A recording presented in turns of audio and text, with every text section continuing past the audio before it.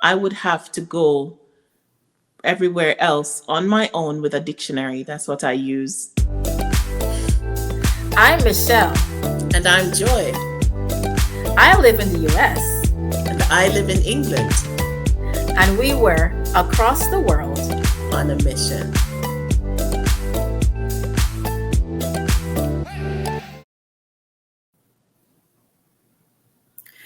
Hi, everyone. Welcome back to our story about being across the world and on a mission.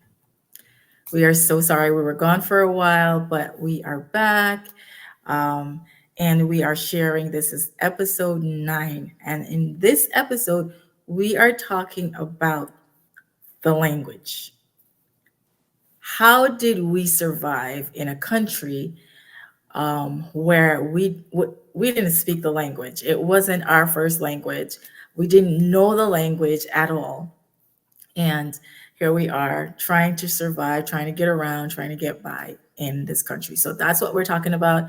Welcome back. Thank you for watching our story, and thank you for sharing our story with others who may need to hear this story and be encouraged. So feel free to subscribe and to share. Thank you so much. So, Joy, how was it for you being in another country, speaking a completely foreign language to you? How was your experience? Well, I did share before that um, it was difficult, but I did have my director who was going around with me like every Friday to do shopping. During the week, I had, before having, my students who would want to obviously spend more time practicing their English, I would have to go everywhere else on my own with a dictionary. That's what I use to get around. I had my dictionary and I was trying to, pronounce the words. I was learning at the time, I was learning the alphabet and the different sounds of letter combinations and all of that. So I was learning on the go, if you if you like. But I had my dictionary with me, and for most of the time, though, for most of the days, I was at home, so there wasn't any really interactions until I went into the office. And more so when you go into the office, they want you to speak English because obviously the director as well want to, polish up their languages and whatever, the English language. So it was English in the office. So it wasn't as difficult when we went to school. And for my classes, uh, that was the most challenging part, because even though you're there to speak conversation English, what I was trying to do initially was to, like, if I said something that they didn't really understand, I would try to say it in Russian at the time, because obviously that was the main language that was being spoken at the time there in the Ukraine. I know it's slightly different now based on, whatever is going on, but there was Russian in the classroom, and so I would try to say it in Russian, and they would find it so funny because my pronunciation was all over the place. But it was funny learning. It was funny learning the language. It's a very difficult language to grasp, but for me, who is not very good with learning languages, I found that being there, seeing how the language is used, and being able to hear it every day, that helped me a lot. And when you hear and you see people doing the action to what they're, things they're trying to communicate with, to you, it makes it a little bit easier. So it didn't really take me too long to learn the language, but yeah, with the help of my dictionary, I was, yeah, that's how I moved around, and how and because I was learning the alphabet as well, I would look out for specific things. Like if I'm traveling, look out for, the letters and all of that stuff to know that I'm going the right direction, if you like. Yeah. Nice. That's What about awesome. you? That's Because I quick know learning for for you, you, girl. it's characters that you had to learn, right? Well, with me, I mean, first of all, I wasn't even thinking characters. So it's like Yeah. I am still in my English mode. I'm speaking English. I'm not even thinking characters. I'm just listening to sounds that I'm hearing as people communicate to me. And those sounds just wasn't making any sense. It literally went into one ear and went out the other. I'm like, I don't know what you guys just said. It just sounded like, I don't know. I couldn't explain it because it just didn't make any sense. And of course, because I don't know the language. Um, but I just remember getting there first and hearing the language everywhere I went. And, um, just learning little things here and there as other teachers who were there previously to me, even my brother, as he was there, he would say what certain words meant. One of the first words that I learned, or the first phrase or group of words that I learned was wodameme. And wodameme in Chinese, I learned that because my brother was introducing me to his students, his friends, and he was like, "Oh, this is wodameme. She's my little sister." So that was like the first um, group of words that I learned.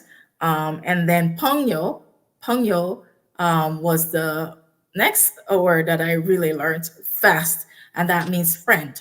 So, everybody was becoming your friend, and my brother was introducing me, and I quickly learned that. And that was in Taiwan.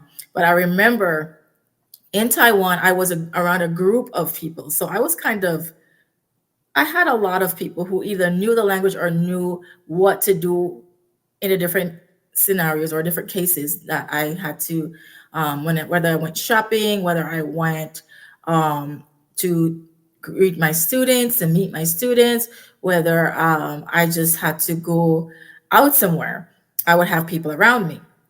In Japan, however, it was slightly different because it was literally just two of us at one school in Japan.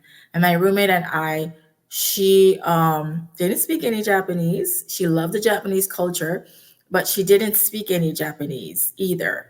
And neither did I. So the two of us, I remember we went out for, was it dinner? We went to grab food, and we didn't know how to order.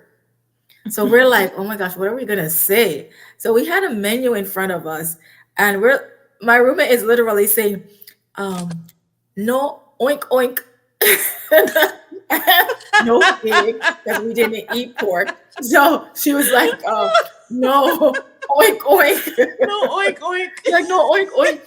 And then we were like just making the sounds of different animals that we just did not eat because we just wanted to make sure that whatever we got, we did not have what we didn't eat. And I didn't eat meat. So we were trying to say no chicken. So we're like, no, clock, clock. It was hilarious. And we're trying to tell them what we don't eat because that was a little local restaurant and they didn't speak English at all. Eventually, they went in the back. I don't know. They found somebody who could speak a little bit of English, and they kind of picked out what we wanted, and just we sorted out what we wanted and we ordered. But that's how our initial getting around of Japan was because we just didn't know the language. And that was That is funny. That is funny. I remember my first word was shito. Shito means what? And the students, they used to do that a lot. Like if you say something and you're asking them to repeat, they would be like, shito. So I would ask them, what does that mean? And it translates into what? So I used to think these people are rude, like when you're speaking to them, they're like, shito, but it's really, excuse me, could you repeat or something like that, like what? But it translates as what? So I learned that quickly. I had to say dobry den, good morning, dobro večer, and dobra noche, meaning good afternoon, good night, and so on. So I had to learn those initial. Privyet was one of them as well. Hello, privyet. So I had to learn some of them. And honestly, I know I'm doing bad an injustice to the pronunciation for our Russian viewers or Ukrainian viewers. because my pronunciation is, yeah, it was bad. And because they roll like the R's in words, the R sound, they roll their tongues. And I find that we had some South African teachers, and they would do very well with their pronunciation, better than we did, because obviously the South African language is similar in the sense of them rolling the R's in their words. They're very good at rolling their R's. So yeah, so we had that kind of complication where the language was concerned. But it was an interesting language to learn. You know, they have different characters in their alphabet as well, which, you know, they have, like, I think it's 36 letters in their alphabet, either 32 or 36 letters in their alphabet. And some of them are not the words like the standard letters that we know. Obviously we have 26, so some of them are characters, you know. So yeah, it was interesting. That is so interesting, Joy, because in my mind, I'm thinking, how are you even learning Russian? Like what? Like when you don't live in these countries and when that's not your language, it just Hmm. seems like such a difficult Impossible. language. Yeah. And it's like, we tilt our hats to anybody who learns these languages and are able to fluently speak them or even speak them just to get around. And I mean, Russian is difficult, and so is Mandarin, and so is Japanese. Like you said, there are characters in these in all of these languages that, for me, I literally just started at the sounds and just Mm. learning what I heard before we even got to learning characters, because characters is just a whole nother thing. When it comes to learning, let me start with Mandarin, because Mandarin is what I learned in Taiwan. When I was learning Mandarin was extremely difficult for me, extremely difficult, but very interesting and very intriguing to learn this language. I found myself, we were placed into Mandarin classes. We had classes, we had a teacher, and they would teach us these characters. And we learned initially that you can know how to speak Mandarin and not know how to write it. Mm. You can know how to, Mandarin would take years of learning the character, because it's just the character, and it's just a whole, like, you have to memorize these characters. You have to memorize the characters. Mm. So if you were to start learning Mandarin at the age of 3 or 4 or 5, whatever, and learning how to write these characters, then as you get older, you would have learned so much and so much more and so much more and so much more, because it's a memorization thing, Mm. Yeah, I think it's also similar in our language. In English, you have to memorize the alphabet. You learn the alphabet ABC, you learn how to recognize ABCDEFG, and so you have to learn how to recognize these characters, and then you have to learn how to write them. And to me, writing English seems so much simpler than writing the characters. But I could be biased just because I am an English speaker, so it's easier for me. But I just found, it's like, there is no way I'm going to be able to learn all of these characters in 1 year. It's So, but I didn't let that stop me. I still learned. I learned as much as I could. I wrote these, but we did have a teacher. We did have um, we did have a teacher. We did have classes in Japanese. When I got to Japan, though, I found Japanese to be so much easier, just because it was closer to the sounds that I knew in English. So, for example, there were Japanese words that were turned into English words. Like my name, Michelle, would be translated into katakana, which is Japanese translation of English words. So there's katakana in Japanese, and hiragana. Hiragana is the actual Japanese words. Katakana is English words translated. So my name will be Michelu. They would just say Michelu. But I was called Michelle Sensei, which is teacher Michelle. So sensei mm. means teacher in Mm. Japanese. But I could say sensei. and it's easier to say than a Chinese word. Let's say pongyo, pongyo. I don't know why. It just sensei, I could actually write it out and it would be It would SENSE. make sense. And it would kind of make sense because the letter sounds were similar to the English letter sound. So that made it easier for me to learn Japanese faster, and I enjoyed Completely learning it and even understand. writing it. Huh? I say I completely understand that. Um, oh my days. I won't even go into the characters that I was, was looking at um, when it comes to writing. But funny, you said something that, it sounded similar, and you may be biased because you speak English. And it's the same thing that I was experiencing. I don't know if you had that where in grammar, when the students were, supposed to do grammar and they had grammar questions for me, uh, they would say, the grammar is so difficult. Like, how do you learn all these things? But when it came on to their language, they had, just like in when we're in school and we're learning Spanish and French, and we had like, genders to the way you say a word. Like, for example, a table, they had gender to it. And I'm thinking, how do you Mm, know when to use male or mm. female for what For an object and object. so on? Their language is difficult. And so they would say the same thing about ours. But I guess the reason why it is difficult on both sides, it's because of what we grew up with, isn't it? So it will come very easy for them, their language, but our language is like English. English is just easy. But for everybody, as you said, you're biased because maybe you're English. It is biased because of where we are located, and the mother tongue of whoever is always obviously going to be the easiest thing for us to speak, because that's what we're used to speaking. Of So course, yeah. I find that they were having just as a challenging time as we were learning their language. So yeah. It's interesting that you would say that because like in my classes as well, one of the rules of the class was that we were to speak English.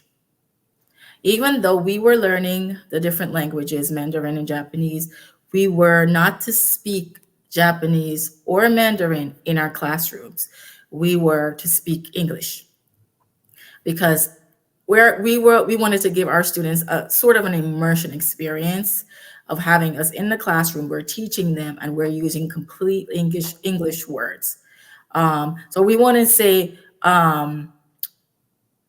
good morning in Mandarin. We wouldn't say hello. So if I go in my classroom, I'm going and I'm in Japan and I'm saying Japanese, konnichiwa, I would say hello. I wouldn't be using any of their languages at all. I would be using English. Yeah, we And weren't allowed either. It's just right, English. right.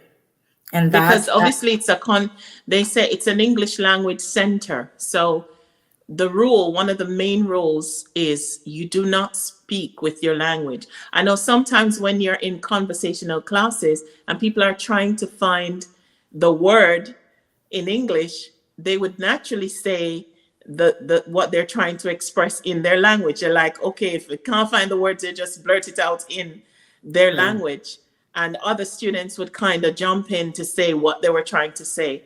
And right, that's allowed because obviously that's your native tongue. And if you're struggling to find, but it's not that you use it, it wasn't allowed to be used at all. right. And Yeah, I find it was I was wondering how it was gonna work when I initially went yeah, there, because obviously I'd never had that experience. But it's kind of forcing you to, forcing the brain to think, another way, yeah, exactly. retraining the brain. And that's why Yeah. immersion classes or immersion, just going to another country and just putting yourself in a language makes for it for you to learn the language quicker.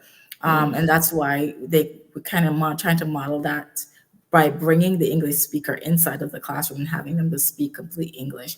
And you're right, I had similar I mean, we're in different countries. You're in Russia, I'm in Japan and Taiwan, and we're having this similar experience in terms of Mm-hmm. how would I even teach a language without even using their language to explain what it is.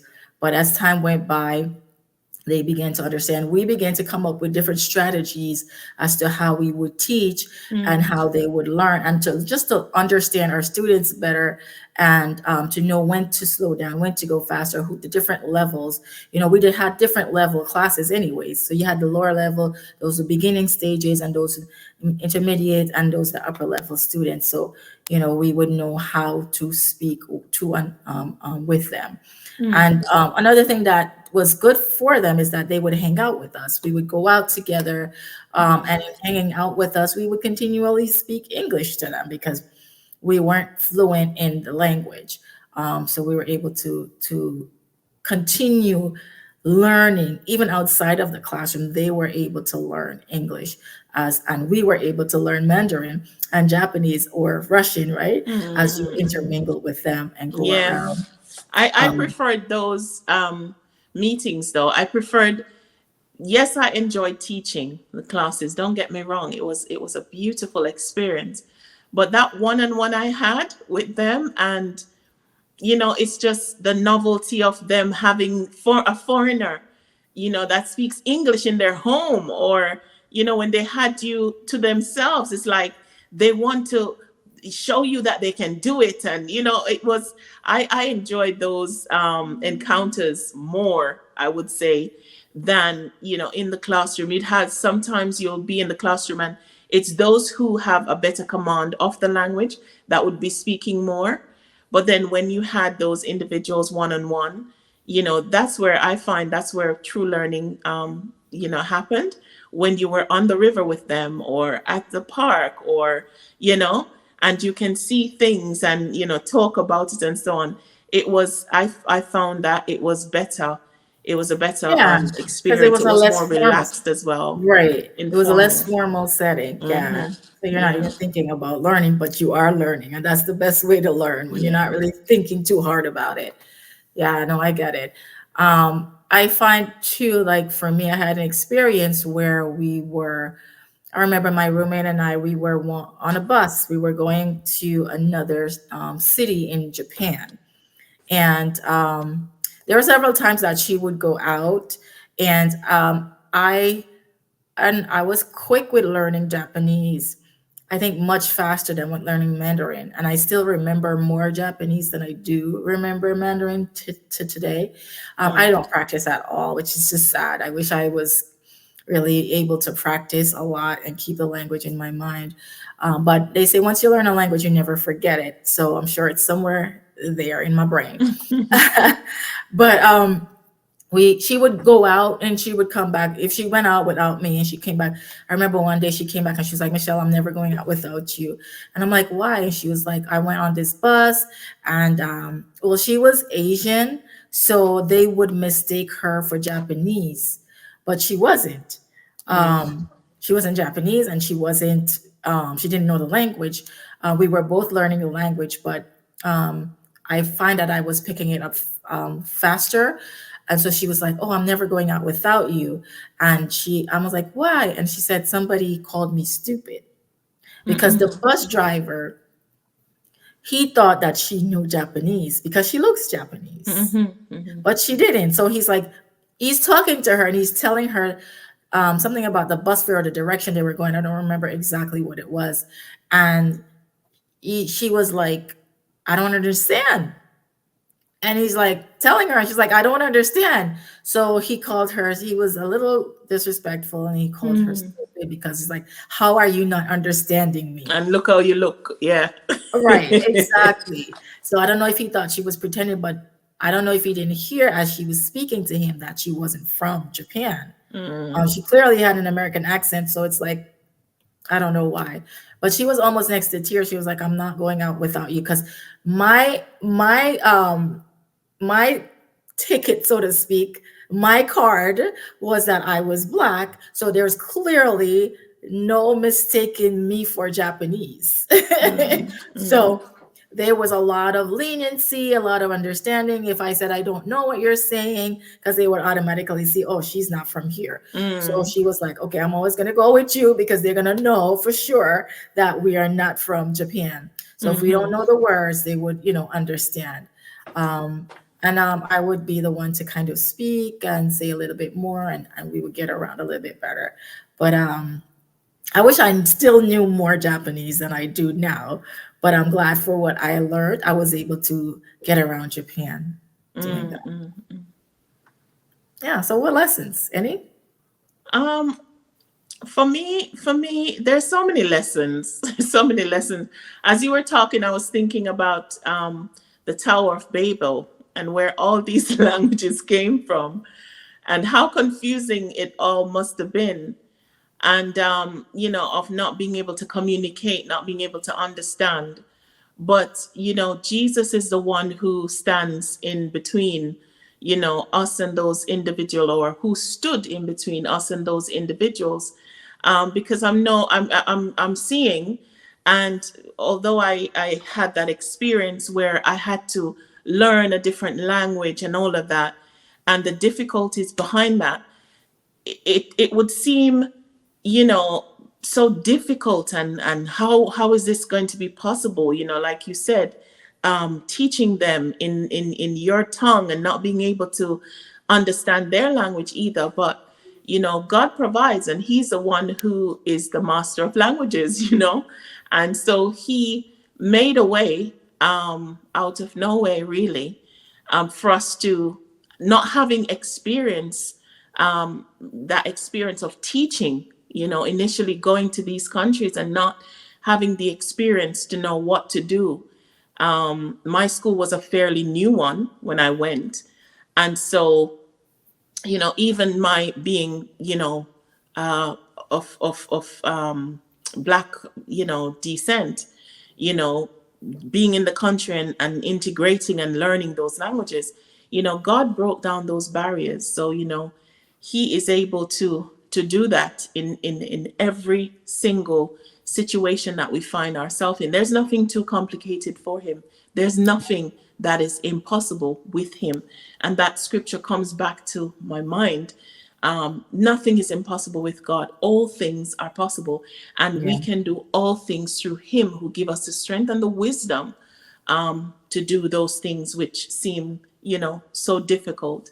So just want to thank him for the experience. And like you said, I think I may have forgotten a lot of Russian, but hopefully somewhere behind there it's lodged. It's lodged, because obviously it's not something that we practice every day, but it is familiar when you hear it.